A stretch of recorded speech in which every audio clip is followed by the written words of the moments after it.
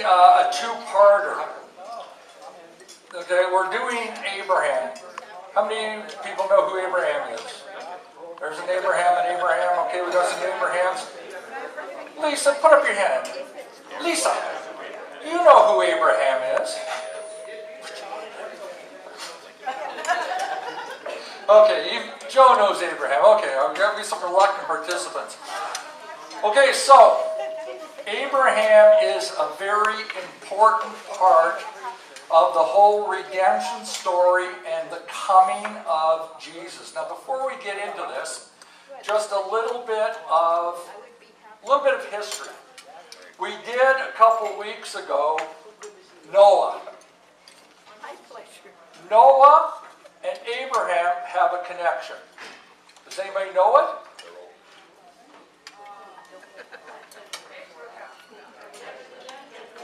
Okay.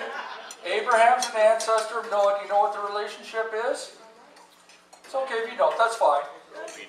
Noah, no, close. It's like great grandson. Okay. What it is Noah had a son named Seth. Okay. And that is, Shem, sorry, Shem, thank you. What is this? That's good, thank you, keep me on ball. And Abraham is related to Shem, okay, so that's where the connection is. So you start to wonder about where this all comes. Now sometimes too in the Bible, it's very important, for example, like in the start of Matthew, if you take a look at the start of Matthew, they start giving you about this person's related to this person's related to this person. You're going, oh boy, this is boring. No, it's not. It's actually very important to see who is the descendant of who. Especially when you get into the New Testament, a lot of the stuff starts to come together because in Matthew and in Luke, you see how the lines go back. Okay, go back and and everybody is Jesus is related, one way through Mary, through Luke, and one way through Joseph, through Matthew. Lots of good stuff to read. Okay, lots of good stuff to read. Okay, so we're going to take a look at Abraham today. Very important. Abraham is important to Christians. He's important to Jews. He's also important to Muslims. So if you talk to any of those three groups of people, they will know who you're talking about in different forms. Okay, so let's take a look at this. Go away. 188. It's not, it wasn't Jesus, it was 188. And my battery's dead. Okay, so that's fine. Okay, Abraham brings one to go where God calls one to go. Now, right from the start, the Lord had said to Abram, go from your country, your people, and your father's household to the land I will show you. Big deal. If you don't read carefully, and this is what I've been talking about for the last couple of weeks, as we go through this Creation to Christ series, you need to read carefully and see what's being said. So first of all, Abram, which is his original name before they changed to Abraham, we'll get into that later. All of a sudden, God talks to him. I want you, and I've asked you to do this before, put yourself in the place of these characters. Just like Noah.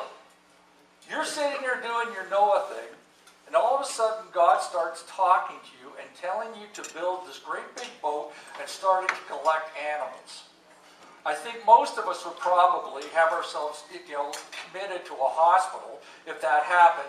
And I don't know how many of you would actually go through actually doing this. But these are people of faith. And I want you to take a look up here. Go from your country, your people, and your father's household to the land I will show you. One sentence requires a huge amount of faith. Out of nowhere, God says to Abram, get all your people together and start on a journey. I'm not going to tell you where, just get up and go. Whoa. That takes a lot of faith to do.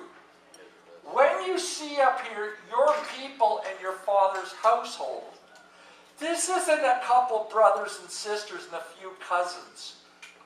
We're talking a group that probably comes into the thousands. His whole extended family. This is huge. So God says, I want you to take your whole family, all your possessions, and get up and go. What?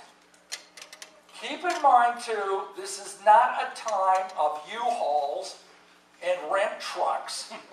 These guys have got camels and donkeys. This is not an easy journey. But he does not falter. He decides, okay, let's do this. First of all, that takes a lot of faith to get all your family together. Because if you guys are my blood family, you're my church family, and if I say, okay, Yvonne, Alan, come on, I want you to pack up your tents, get your cows, get your sheep, get your goats, we're going somewhere tomorrow. And it's like Yvonne's shaking her head, no, I ain't going. And I don't blame her, because the next question she asks me is, where are we going? I said, I don't know, where we're going. Okay. So it takes a lot of faith and it takes a lot of convincing on my behalf to get these guys to do this. To a land I will show you. So just in that first sentence, one sentence, is a huge, huge amount of faith on Abraham's part. This is really, really important for next week. Really, really important. You think this is a lot of faith? You haven't seen anything yet. And God says to him, I will make you into a great nation and I will bless you. I will make your name great and you will be a blessing.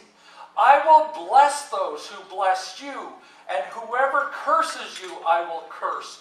And all peoples on earth will be blessed through you. First of all, pick up everything you own. We're going to go somewhere I'm not going to tell you yet, it's still a secret. And you're going to be the father of 1 million people in all kinds of nations. Does anybody know what the problem with this part is? He doesn't have any kids. How is this going to happen? I don't got any kids. And the most important one is a son, okay? So he's got no kids, male, female, or whatever. Plus, if you want to add to the complication of the problem, how old is he? 75.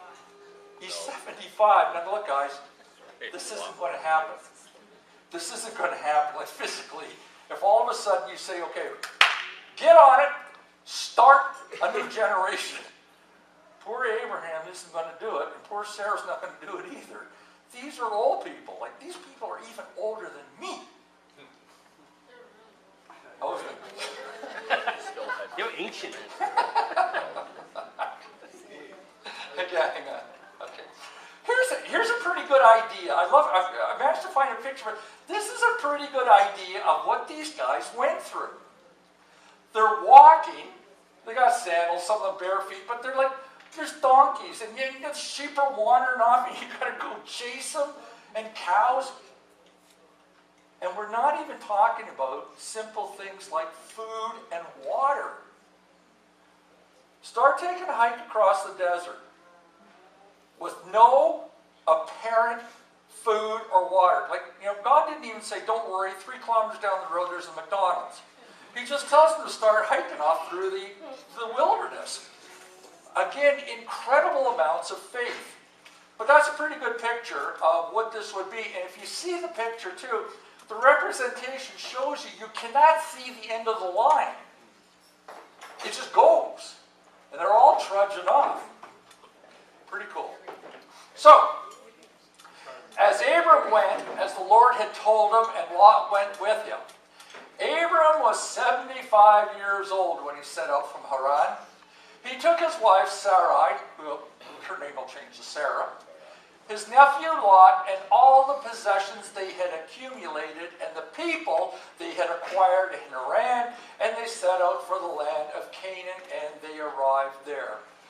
I was trying to find out the distance. Do you know, Sam, what the distance is? I thought I read somewhere it was 1,000 miles was the actual distance. Something told me I was researching this a while back, but 1,000 miles on foot?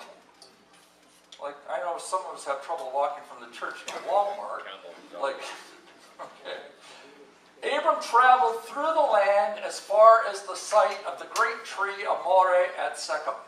At that time, the Canaanites were in the land. The Lord appeared to Abram and said, "To your offspring," to my what? To my offspring? I've heard about miracles, but a 75-year-old guy having kids? "To your offspring I will give this land." So he built an altar there to the Lord who appeared to him. From there he went on toward the hills east of Bethel and pitched his tent, with Bethel on the west and Ai on the east. There he built an altar to the Lord, called on the name of the Lord. You also have to notice here too, there's something else that goes on here also. Not only is there a huge, incredible amount of faith that he just does what God tells you to do, but as he goes along, he is recognizing God by making altars and worshiping. Like, this guy has just got this stretched right out as the amount of faith you've got. Out in the middle of the desert, still going on, and he's still, okay, thank you, God, for sending me on this journey. Okay, I don't know how many of us would do that. I don't know how many of us would even set out on the journey. And again, I want you to think about that. Roger was talking about that in prayer this morning. When we pray, we talk to God. Does God talk to you? He could, should talk to you. The problem we sometimes have with prayer that we don't see here is that when God tells us to do something, if it's something we like, and it's something we agree to, yeah, we'll do it. Hey, God told me to do this, so I did it. But if God says, "All right, George, why don't you quit smoking?" Nah, that wasn't God. I didn't hear anything. I don't hear anything. We get selective in our deafness. He will talk to us if we listen and if we accept what he says. Okay? It's a great story, this. Just an amazing story. That gives you an idea of what we're talking about, too. Here's poor old Abraham and Sarah. You know, your offspring. Man, they even look older than me.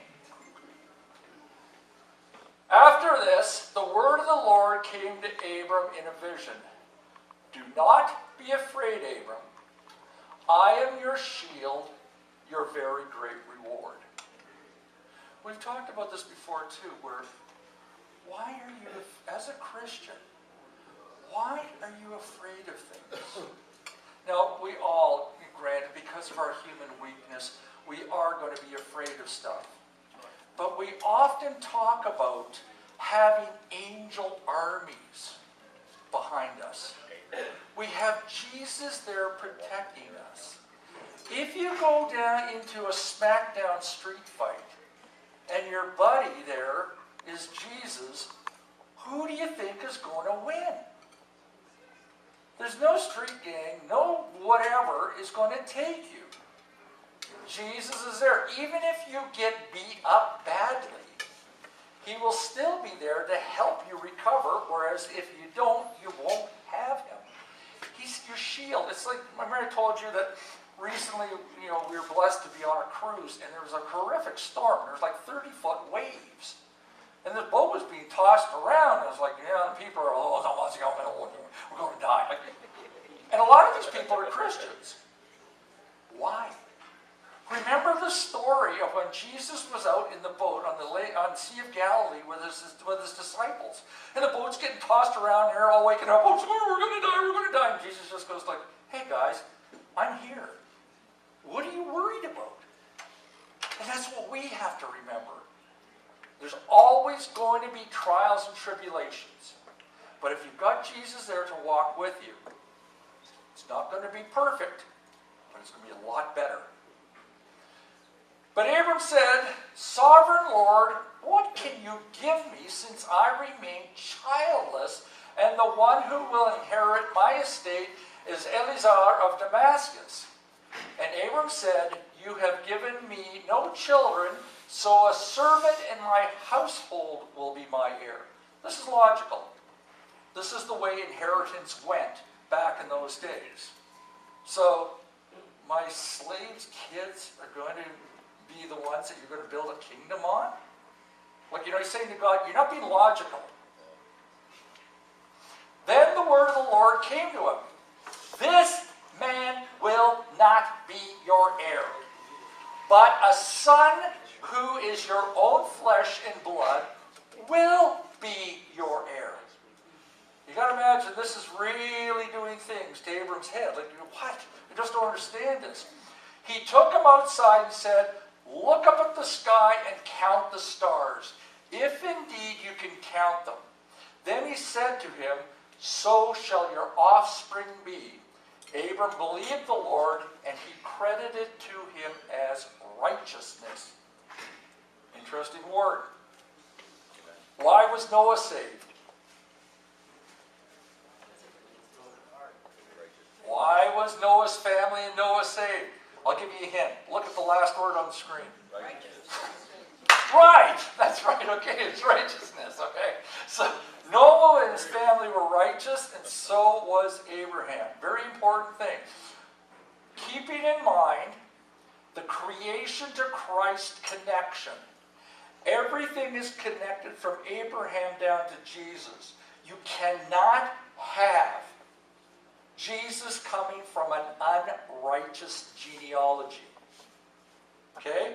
Noah and Shem, down to Abraham, down to Jesus. And if you go back to the Noah story, God saved Noah because he was righteous. He could not bring his plan to the way he wanted it by bringing it through an unrighteous person. Very logical, makes perfectly good sense. Which again is a reason why we need to put our faith and trust in God. We are probably the most illogical people, the most illogical creatures going. If we got a chance of making a mistake, we will. Okay? You can bet your money on that. But God's not going to do that. God is incredibly logical. Boom, boom, boom, boom. We might not see it at the start, but at the end, we take a look back and go, wow, that made perfectly good sense. Could you do it? No. So, this week's discussion questions. And again, this is going to vary from people to people, and I want you to be honest, okay? We have to be honest about this if we're going to grow. We don't want to hear the right answers. We want to hear your answers from your heart, from your mind. So the first question, what message do you get from the Abraham story? If your heart and your mind is saying, I didn't get no message. I think it's pretty dumb. I wouldn't get up and go walking off across the desert. That's fine. We'll respect that. Nobody's going to sit there and say, you know what? You're wrong. All right? Let's talk about it. Why don't you see anything? Okay? Number two, in what ways does God's promise to Abraham come true? So there's a couple of promises in here, but the promise that we're looking at is the one about the fact that he is going to be the father of many, many, many, many generations. Does that come true? Okay? And how would you, honestly, how would you have responded in Abraham's place when God comes to you and starts asking you to do these different things? Pick up your family, not just your immediate family, but all your extended family, camels, donkeys, sheep. Gather them together and out you go. Number two, you're going to go to a strange land. Fine. Number three, you're going to have a kid and you're 75. Okay? How would you have responded to this? Be honest. Okay? There's your discussion questions. Have a good time. And next week, please don't miss next week, because if you've heard this week, you really need to hear next week, because next week is the second part of the Abraham story where the faith question really kicks in with the sacrifice of Abraham. Very good. Okay, the sacrifice of Isaac. Well, the almost sacrifice of Isaac. I don't want to spoil it, Tony, but the almost sacrifice of Isaac. And it's really cool. I don't miss next week, please, because I found an amazing slide that very succinctly, tightly shows an amazing comparison between Jesus and Isaac. And it's like people go like, whoa, that's cool. Okay? So God bless. Have a great week. Love you.